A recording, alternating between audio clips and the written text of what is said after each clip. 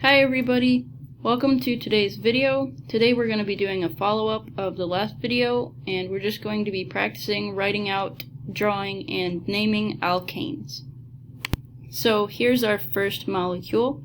I'm just going to start by highlighting our parent chain in yellow. It's just this long left and right side to side chain. And then we're just going to count 1, 2, 3, 4, 5, 6, 7, 8. So we have 8. Just like that. So I like to start again by knowing this is an alkane, so we know it's going to end in A-N-E. And since we have 8, we can look at our prefix chart and remember that's OCT or oct. So our ending here is going to be octane. Now the reason that I numbered these in this way is that we want the lowest numbers for the substituents as possible. So see here we get 1, 2, 3. If we went the other way, we wouldn't get substituents all the way till 6 or 7, so that's why I chose to go left to right here.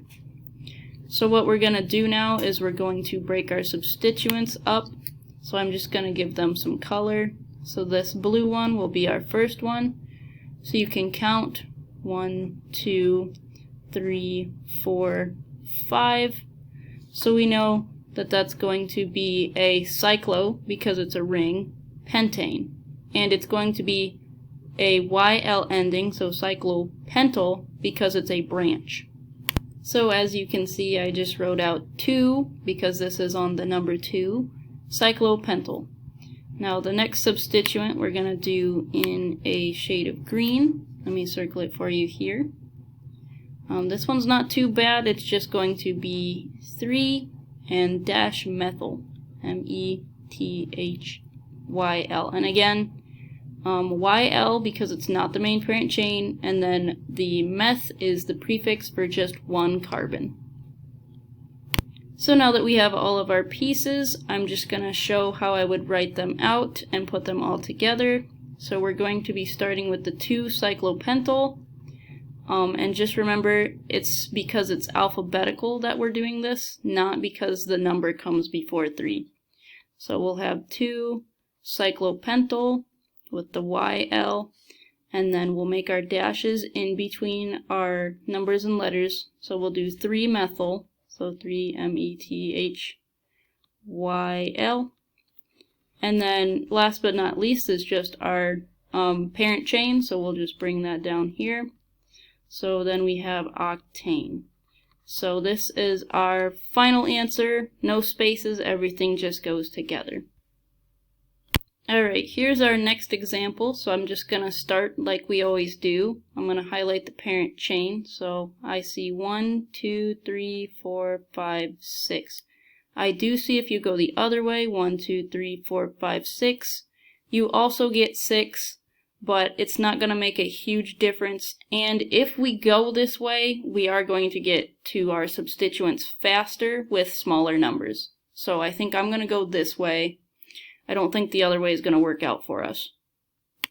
So here I've added in our numbers, and as you can see, starting from left to right, we are going to get to our substituents the fastest. So we're going to make our parent chain a hexane, 6 carbons. Another thing I did want to add about why we chose to go this way is if you try and make your parent chain branching and looping around for this particular problem, you'll run into an issue where you have to name this ethyl substituent with a nitro. That just makes things unnecessarily complicated, so I would try to avoid that. So you might have already guessed, but we are going to start with our substituent over here called a nitro group. This is just going to be 2-NiTRO, and that's going to be any NO2 group you see coming off of your parent chain.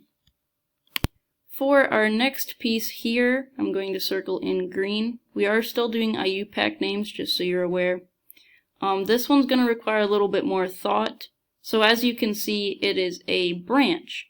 So the first thing that I will do for this is I will start with your parent chain and put down that number. So that's 3. Then what you want to do is break this little chain down in its own kind of world. So you'll number it on its own. So it will be 1, 2, like that, because it's branching off like so. So if you kind of can picture this as its own mini molecule, you'll see that we have an ethyl for the parent chain here. Remember that YL, because even though that's our parent chain for the smaller molecule, it's still attached to a bigger molecule. So remember, the only thing that gets ANE is your biggest parent chain. Now on this ethyl group, which we can see right here, let me highlight to make it even easier, you'll see there's this methyl sticking off, and that's on number 1. So we're actually going to be putting 1 methyl ethyl. So let me write that down for you. And I will be sure to clean this up and add parentheses when we put it into our big final long answer. I did just want to point out there should be a dash right here. Okay, so now we're going to put everything together. So why don't we start with the color black, and we'll just put at the very end hexane, because we know that's not going to go anywhere. So now we remember we have to go alphabetically.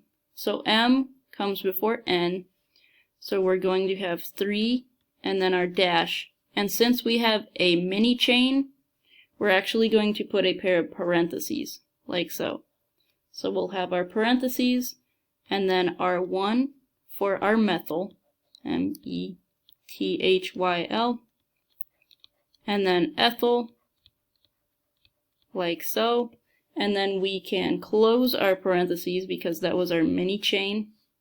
And then we will bring down our nitro group, so don't forget your dash 2, dash nitro. Sorry, it looks like I'm pretty low on room here, but you get the point.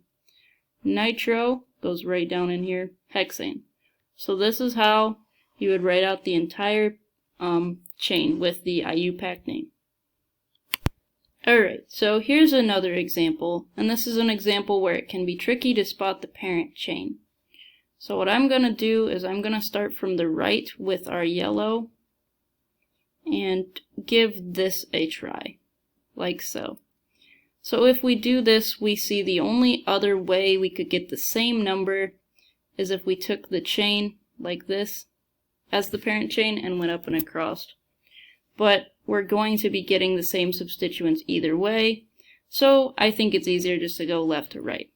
So I'm going to switch us to red here so we can start numbering. So here's another thing that's important is if we start from the left and go to the right, so we'd have 1, 2, 3, 4, 5. That looks pretty good until you realize if we go the other way, 1, 2, 2, 3, 4, 5.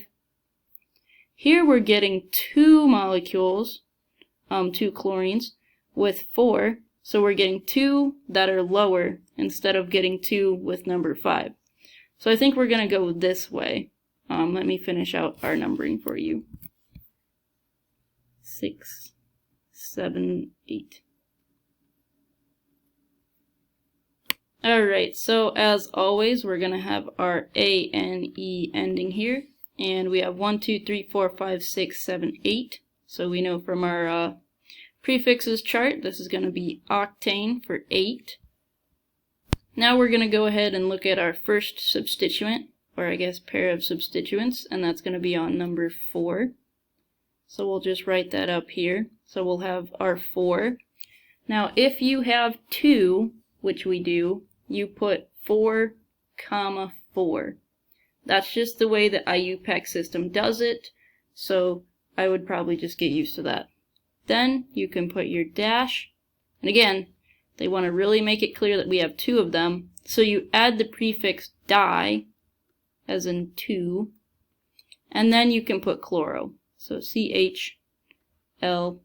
CHLORO. So that's how we're going to name the blue part here. Alright, now we're going to go over to the number 5 substituent, so I'll just circle it to make it a little more obvious. And this looks like we're going to have 3 carbons. As you can see, 1, 2, 3. So we have our number 5 because that's the carbon it's on in the parent chain. And then if you remember on our prefixes chart, 3 carbons is going to be propyl. So Propyl. And remember, YL is for substituents, and ANE is just for the ending parent chain. You might be wondering why our chlorine molecules don't need YL. That's just how they're written. As long as they're an alkyl halide, you just would put an O at the end. So that's something that's good to remember. And here I just drag down our substituents. Remember, they just go in alphabetical order. So you don't change anything just because there's 2 chlorines. It's still the same naming scheme. Next, I figured we could try something a little bit different. So these are draw out the molecule problems. So I'll show you how I would do one of these. So I'll actually start in red. I know that might be a little weird, but we're going to start in red. And I look at the very ending parent chain. So that's a hexane. So we're going to do 1, 2, 3, 4, 5, 1, 2, 3, 4, 5, 6. There we go. So we have our hexane. Now I will start looking at the other pieces of the puzzle. I'm just going to do these in black. Well, let's do blue. Blue stands out a little better. So I see we have bromo. So I know bromo is going to be Br. And I see we have a tri prefix here, which means we're going to have 3 bromos somewhere on our parent chain. They'll be substituents. So I see 1, 2, and 3. So let me just write 1, 2, 3, because remember we just want the smallest numbers for our substituents possible. And then we could just draw them in like so. So we could do 1 here, 1 here. And this one I think would go like this, but my molecular geometry might be a little rusty on that, so bear with me there. So we'll just draw in our BRs like so. And now if we, we'll just circle it. If we try and name it by looking at it, we see 1, 2, 3, 4, 5, 6. That's hexane.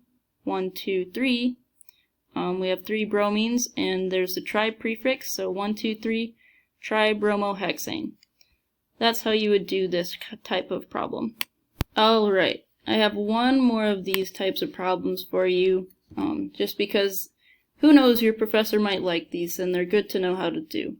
So we're going to break it up again with our parent chain, so pentane, 1, 2, 3, 4, 5. 1, 2, 3, 4, 5. So there's our parent chain. Now let's switch colors. My professor was really nice, and he actually let us use different colored pens on our tests, so that's actually really helpful. So we have fluoro, so we know we're going to have fluorine. And then we have tetra. Now we know tetra is 4. So we're going to have 4 fluorines. So remember, we want the lowest number of substituents possible. So I just kind of will pre-number our chain here like this. And by this part here, this lets us know where they go. So we're going to have 2 on 1 and 2 on 2. So let me draw them in for you here. So we'll have them like this. And again, my molecular geometry is not super correct just on the ends because there should be dashes and wedges. So just bear with me here. So we'll draw in our fluorines here. And then we'll draw 2 up here as well. Here's a fluorine. Here's a fluorine. And last but not least, we'll do this guy in green. What the heck? We have on number 3 a chlorine. So that'll look like this. Now if it helps you to not do it in colors and you just want to do it in black and white, you know, you can go for it. I just prefer to do it in colors because it kind of helps me to visualize things a little better before you have to finalize everything. So yeah, this is what our final molecule would look like. And yeah, if you ever want me to clean these up in the future, you can just let me know. So I hope those example problems were helpful, and I wish you good luck in studying for your organic chemistry tests. Don't forget to take breaks and drink lots of water. Have a good day!